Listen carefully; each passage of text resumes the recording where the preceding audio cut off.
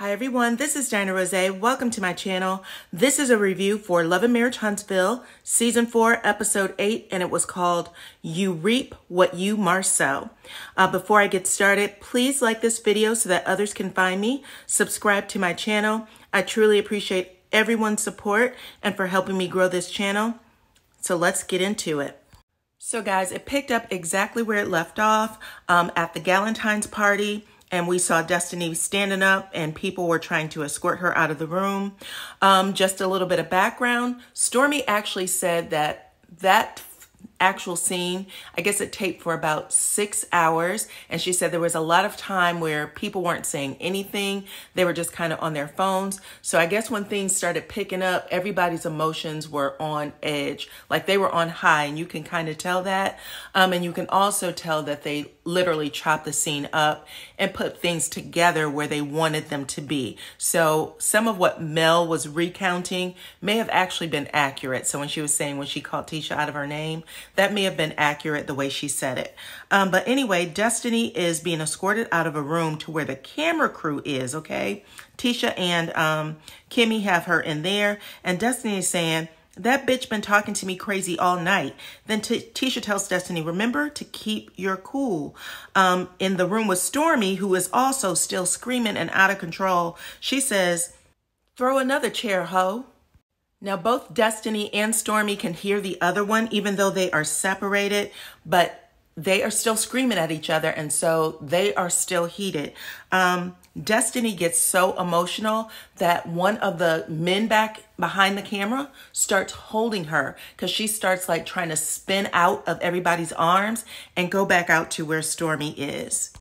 Then in what I'm assuming is a clip scene, finally Stormy calms down and Melody's like, are you cool? Are you cool? And Stormy says, yeah. But the way they clipped it, it made it seem like Stormy was out of control. And then like 2 seconds later, she's like, yeah, I'm good. I'm cool.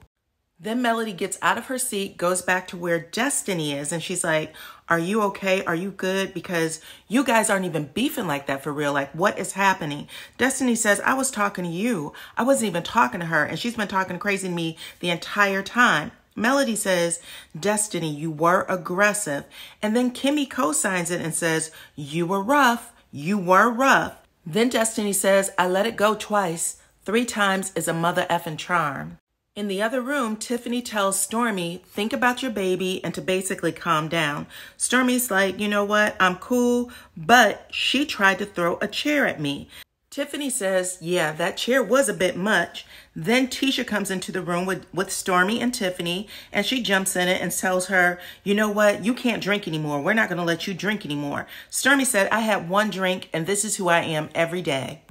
Tiffany then defends Stormy to Tisha and says, well, Destiny was really mocking her.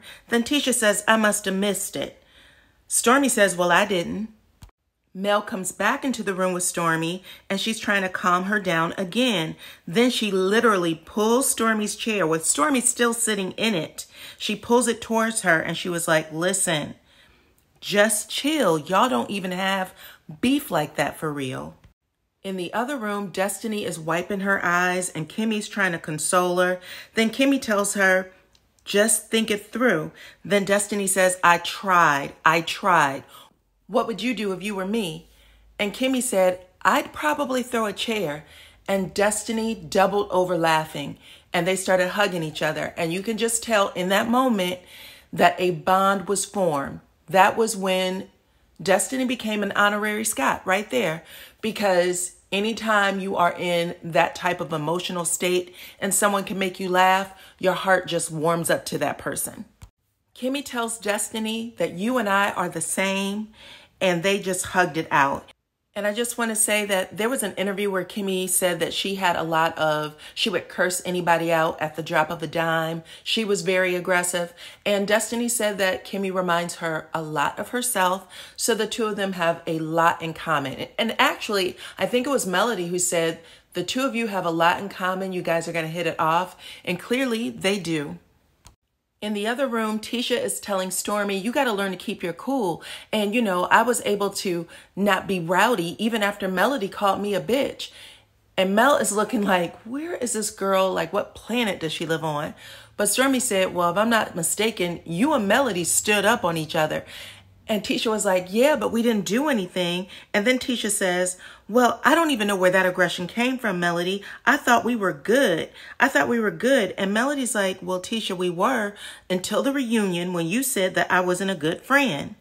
Then Melody asked Tisha, if that's how you felt, then why would you agree to move forward? Tisha then takes it back to season 1 and said it's because of the rumors that you and Martell started. Melody said, I didn't start any rumors. Tisha keeps going and says, you and Martell sent us a text and told us not to talk about your infidelity. You sent it to all of us, meaning all of the Scotts, and we agreed.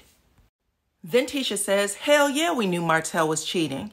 And Melody goes, oh, so you did? She went, yes, Mel, when you told me, that's when I knew. And you could tell from that comment that Melody was implying, Tisha, both you and Kimmi knew that my husband was cheating and you guys were talking about it to each other and leaving me in the dark. Tisha tells Melody to own her shit, and I don't know what she means by that. Are you saying that she denied telling you guys not to talk about it? Or are you saying that you guys had an agreement that none of the couples would talk about the other's infidelities?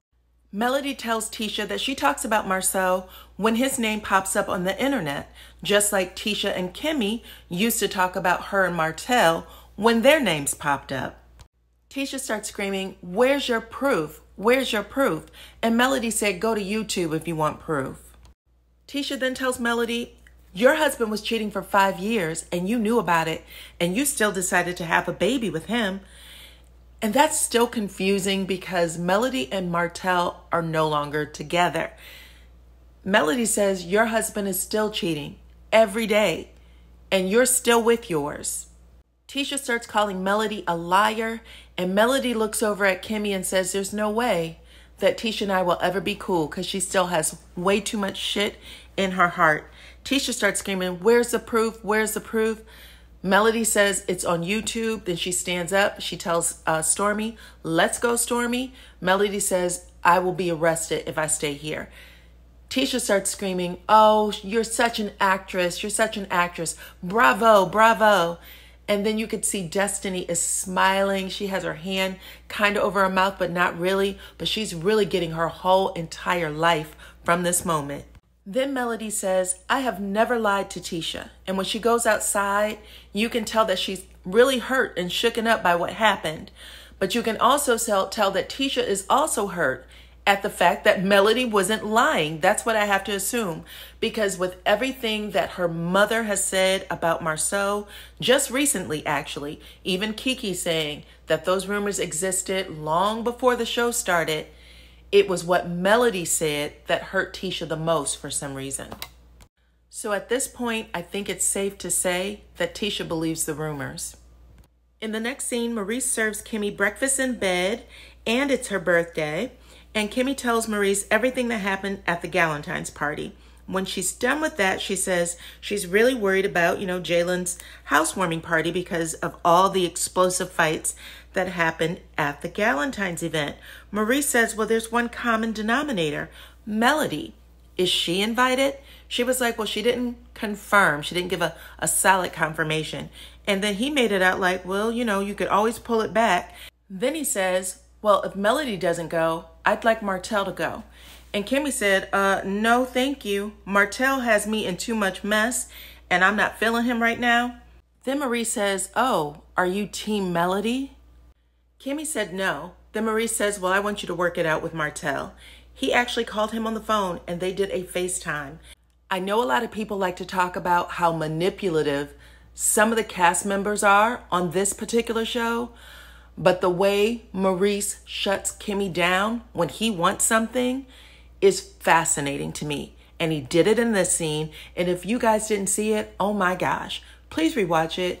But that on top of him running up to get some luggage and then kissing her in the mouth like, you're going to do what I say. He did the same thing when it came to Monster and the vaping. The same thing when it came to meeting Kiowa and then having her explain what happened how they're going to parent moving forward, co-parent. He did the same thing when he took her to that build out, the site, and told her, I need you to work with Marcel on these projects. He just has a slimy way of getting things done. And for Kimmi, who has always made it out like she's a person who likes to be very rational and talk things out, I'm not feeling it. So in the next scene, Wanda meets Marcel at Black, and she is there to shadow him, have him show her the ropes, how to be a boss. Marcel walks Wanda into the kitchen, shows her some dirty dishwater, and tells her to bust some suds. Miss Wanda didn't like that at all, and she says, yo, there's a picture circulating of you on the internet, and it looks like it's you in a hotel, and I can see your back. In confessional, Wanda says, I looked at that picture again and again and again, and that does look like Marcel's big ass back for real. Marcel says, do you think it was me? Wanda says, it's a yes or a no. Marcel says, get the answer from the same place you got the picture. Wanda starts asking him questions back to back. Marcel is looking at her with a smirk on his face like, I'm not answering a damn thing. And he doesn't. The only question he actually answered for her was that he was in ATL on January 4th.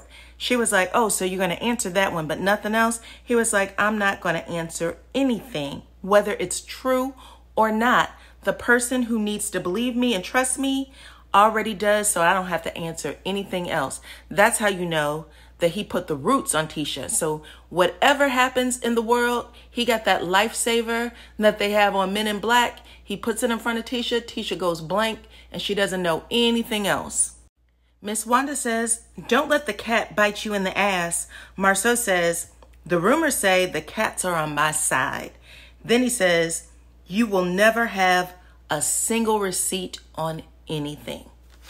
In the next scene, Wanda meets Tisha at a food truck park, and she starts to tell her what happened between her and Marcel. She brought up the picture. She shows it to Tisha. Tisha denies that it is Marcel. Actually, she doesn't deny it. She just says, oh my God, it's a picture of a back. And I don't care who you are in life. You know the back of your husband's everything. He don't even have to be your husband. If he is anybody that you are fooling with, you know what it looks like. You know the back, the head, the neck, the elbows, the calves, anything obscure, ankles, that looks like my husband's ankles. You're going to know it. But Tisha doesn't say anything. She doesn't give Wanda any leeway. And I'm not saying that she should. I'm just saying that she doesn't.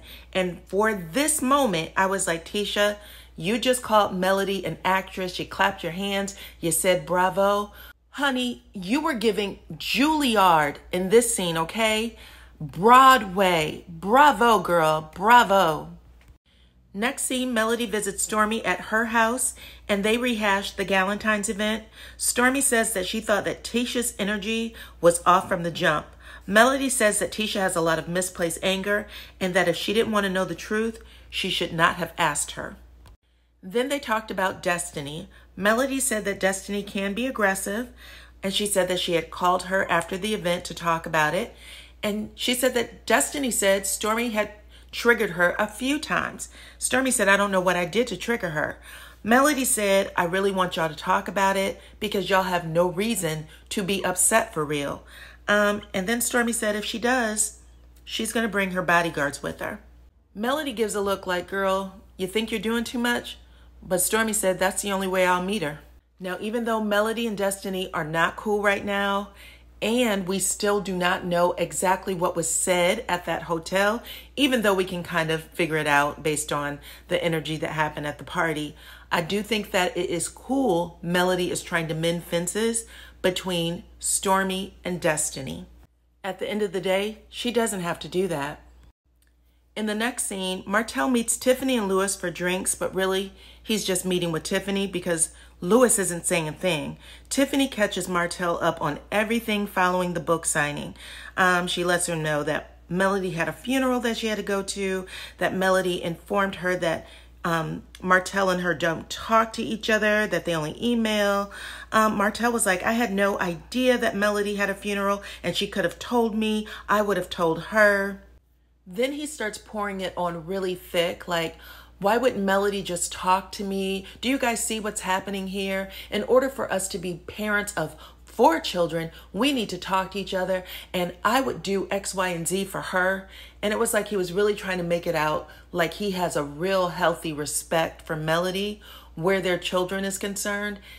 While at the same time, you know, anybody who's watched the show knows damn well you don't respect her. You've never respected her, and that's why you're divorced now, sir. Then Tiffany spills the beans about the Galantine's event, and at this moment you can tell that she just has loose lips. And if you ever wanted to keep something private, you should never tell Tiffany. Even Lewis was giving her an eyeball like, damn girl, are you going to keep anything to yourself? But then she says, well, people used to call Destiny Mel's bodyguard, but now it looks like Stormy is Mel's bodyguard. And then Martell says, well, as soon as Stormy stops being a do-girl, Melody is going to dump her. And then he says, I warned Destiny that this was going to happen to her, that Mel was going to do this to her. And look what happened to her. Then Martell invites Lewis to the wine lunch, and that is how that scene ends.